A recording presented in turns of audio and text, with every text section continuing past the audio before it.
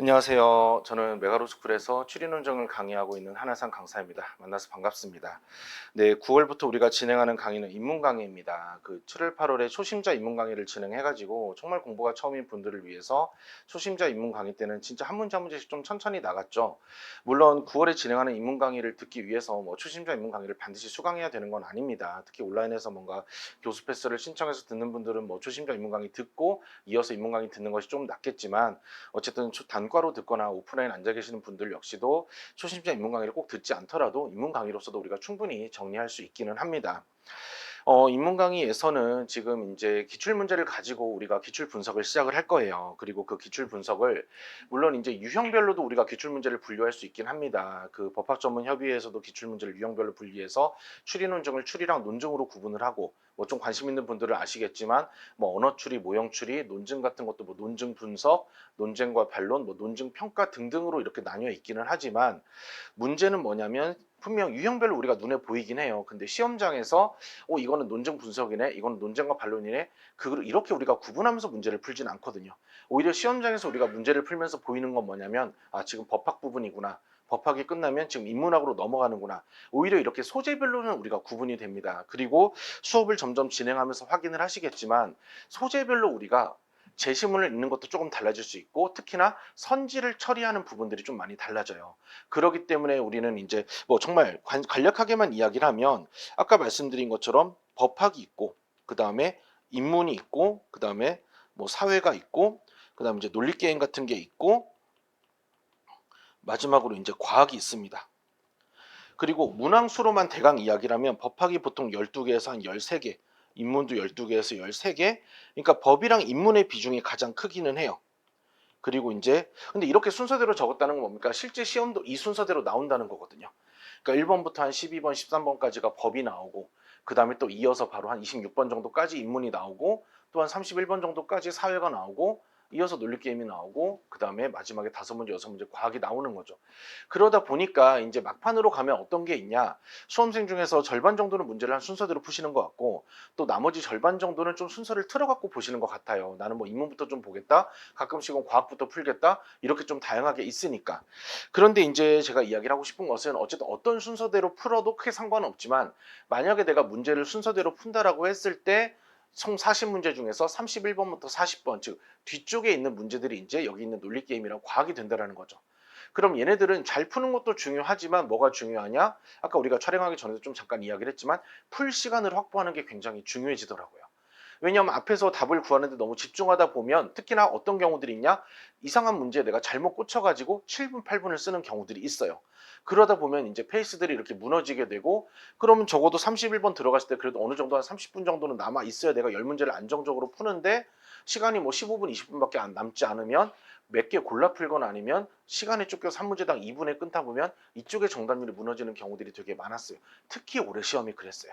시험 마치고 학생들이랑 상담해보고 체크를 해봤을 때 오히려 상대적으로 좀 쉬웠다고도 이야기를 하잖아요. 1번부터 30번까지는 문제를 풀고 틀린 문항의 개수가 적어도 그래도 평균 이상 받은 학생들은 그렇게 많지가 않았어요.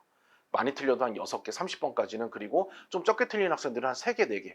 그런데 오히려 특히 올해 두드러진 특징은 뭐였냐면 31번부터 40번까지 그래도 10문제 중에서 한 5개 정도로 버틴 학생들은 30개 정도가 나왔는데 거기에서 10개 중에 2개 맞고 1개 맞고 다 틀리고 이런 경우들이 좀 평소보다 더 많았던 것 같아요. 그러다 보니까 물론 뒤에가 더 헷갈리고 어려워서 그럴 수도 있겠지만 결국 앞에랑 다르게 뒤에서는 내가 시간 확보를 못해서 안정적으로 풀지를 못하다 보니까 그런 문제들을 또 이어지더라, 이렇게도 좀 이야기할 수 있거든요. 특히 올해가 왜 그랬냐면 보통 학생들이 법조문이나 이런 중간에 계산들이 센 게 나오면 그런 계산들을 보자마자 다 넘겨요. 그게 잘못된 건 아니거든요. 그러다 보니까 거기서 시간을 확보해가지고 뒤에 문제들을 그래도 좀 이렇게 들어갈 수가 있는데 올해는 그런 계산 문제들이 별로 없다 보니까 앞을 다 푼 거예요. 넘긴 거 없이. 그러다 보니까 이제 시간이 부족해가지고 그래서 이제 나중에 결국 우리가 5월, 6월, 7월에 계속 연습하는 부분은 40문제를 어떻게 시간 관리를 하고 접근을 할지를 계속 여러분들도 풀어보고 피드백을 드리고 이렇게 진행을 합니다. 다만 처음부터 이게 40문제가 잘 안 되기 때문에 우리가 5월부터 한 10주 정도 그렇게 20회분을 풀긴 하지만 4월에는 그러면 한 8회 정도로 해가지고 하프로 연습을 해요. 20문제씩 푸는 연습을. 그리고 3월에는 우리 무슨 연습을 하냐? 10문제씩 푸는 연습을 합니다. 모의고사를 가지고. 그래서 10문제씩 20문제씩 이렇게 연결해서 확장을 하는데, 지금은 이제 그래서 그런 운영적인 단계보다는 일단 기출문제를 가지고 내가, 물론 당연히 해석이 중요하죠. 어떤 식으로 해석을 해서 답을 구할 것인지. 법학에서의 해석의 정도와 인문학에서 해석의 정도가 조금 달라요. 그리고 사회과학이랑 과학기술로 넘어가도 거기서도 좀 미세한 차이들이 있습니다. 그래서 우리가 수업을 소재별로 접근을 하면서 어떤 해석을 해야 되는지를 계속 말씀을 드릴 것이고, 그리고 또 하나 이제 강조하려는 건 제시문을 어떻게 접근할지예요. 우리가 어떤 문제를 3분 동안 푼다라고 했을 때 때로는 지문을 2분 동안 확인하고 선지를 1분 동안 해결하는 방법도 있지만, 일반적으로 그 경우에는 정답률에 문제가 많이 생기더라고요. 그래서 이제 우리가 연습할 방법은 지문을 2분보다는 1분에 가까운 시간으로 조금 더 빠르게 타이트하게 지문을 확인하고, 그리고 선지를 확인하는 시간을 1분보다는 2분으로 늘리면서 선지 하나당 투입되는 시간을 한 30초에서 40초씩 가져가면서 정답률을 올리는 방법에 대해서 이야기를 할 겁니다. 물론 이제 여기서는 한 문제씩 풀면서 연습을 시킬 거고, 또 수업 때 다 못 나간 문제들은 과제로 드려서 다음 시간에는 또 이제 풀어온 걸 가지고 또 말씀을 드리는 부분도 있겠지만, 어쨌든 계속적으로 우리가 연습을 하면서도 너무 지문도 꼼꼼히 보고 선지도 꼼꼼히 보고 이런 느낌보다는 그래도 전달 드린 방법대로 지문을, 이제 물론 아직 내용은 확인하지 않았지만 지문을 좀 약간 타이트하게 보고 선지를 길게 보면서 어떻게 우리가 선지의 옳고 그름을 확인할 것인지, 그런 부분들을 이제 계속 이야기를 하겠죠. 그래서 이제 오늘 같은 경우는 아까 좀 촬영 전에 좀 약간 대기 시간이 있어가지고 이제 1번 문제를 풀어보자라고 했습니다. 그래서 어 일단 법학이죠. 시작이 법학 문제들을 보면서 계속 지문에 대한 어떤 접근, 이걸 하나 쭉 이야기를 해볼게요. 자, 먼저 첫 번째로 좀 강조하고 싶은 건 뭐냐면, 이게 이제 연습 때는 잘 안 그래요. 근데 시험장에서 우리가 많이 보이는 모습인데, 연습할 때는 필요 없는 애들은 바로바로 지나가고 중요한 이야기에 다들 잘 집중을 합니다. 근데 뭔가 시험장에만 가면 내가 단 하나라도 놓치면 안 될 것 같아서 제시문에 있는 모든 내용들을 다 받아들이고 체크하고 기억하려고 하는 경우들이 있어요. 그럼 제가 제일 먼저 시작하면서 강조하고 싶은 건 뭐냐, 우리가 제시문을 특히 읽는 과정에서 정보의 경중을 가릴 수 있어야 된다, 이런 이야기를 좀 하거든요. 그러니까 지문에 나와 있다고 모든 이야기가 다 중요한 게 아니라는 거예요. 오늘 그거 정말 여러 번 이야기를 할 겁니다. 의도적으로 그런 문제만 가져온 건 아니지만, 문제를 풀면서 계속 의미 없는, 그러니까 정답을 구하는 과정에서 사용되지 않는 부분들이 계속 존재해요. 특히나 이게 이제 문단의 형식으로 되어 있는 경우는 첫 번째 문단이 그런 경우들이 되게 많습니다. 뭔가 이야기를 시작하면서. 그러니까 이제 제가 이야기하는 선지를 해결하는 과정에서 사용된다, 사용되지 않는다의 기준은 뭐냐? 보통 제시문에서 추상적인 이야기를 하는 경우에는 선지에서 보통 쓰이지가 않아요. 뭔가 구체적인 이야기를 할 때 우리가 선지에서 이 부분이 활용된다라고 이야기할 수 있거든요. 그럼 여기에서도 일문단 같은 경우, 거래 당사자들은 특별한 경우에는 거래에 필요한 정보를 상대방에게 고지해야 한다. 물론 어떻게 보면 중요한 이야기일 수도 있어요. 그렇지만 이 특별한 경우가 어떤 경우인지 구체적 이야기가 하나도 없는 상황에서는 우린 뭡니까? 사실 일문단에 있는 이야기는 집착할 필요가 없다라는 거죠. 그냥 쓱 읽고 지나가면 되는 거예요.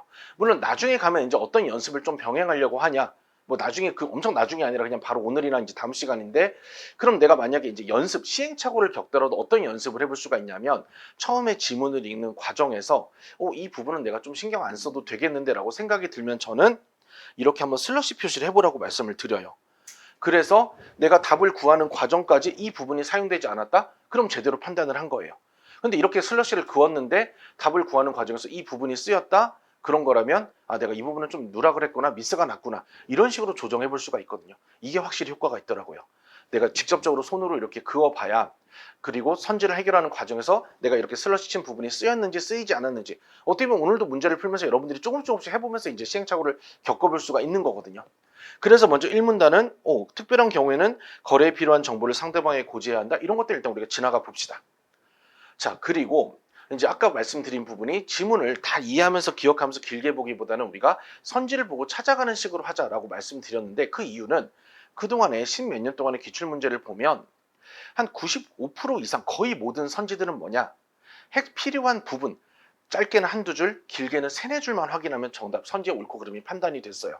그러니까 무슨 말이냐, 극히 예외적인 경우를 제외하고는 전체적인 글의 맥락이나 흐름을 따라가서 선지를 해결하는 경우는 없었다는 말이에요. 이거는 법학에서, 인문학에서, 사회과학에서, 과학기술에서 공통적으로 적용되는 부분이거든요. 그러다 보니까 이런 흐름을 처음에 굳이 다 따라갈 필요가 없었고, 그럼 우리한테 필요한 능력은 뭐냐, 특히 법학에서 중요한데, 선지를 보고 이게 2문단에 해당되는 건지 3문단에 해당되는 건지를 찾아갈 수 있는 게 중요한 거예요. 왜 법학에서 중요하다고 하냐면, 그래도 인문이나 사회나 과학 같은 경우는 나름 잘 찾아가는데, 법학 같은 경우는 특히 이렇게 문단으로 되어 있는 경우 말고 조문으로 되어 있는 경우에는 내가 이거를 잘 못 찾고 헷갈리니까 개별 선지를 풀 때마다 전체 조문을 다 읽는 거예요. 그런 게 이제 시간을 지체하는 거거든요. 그러니까 해석도 중요하지만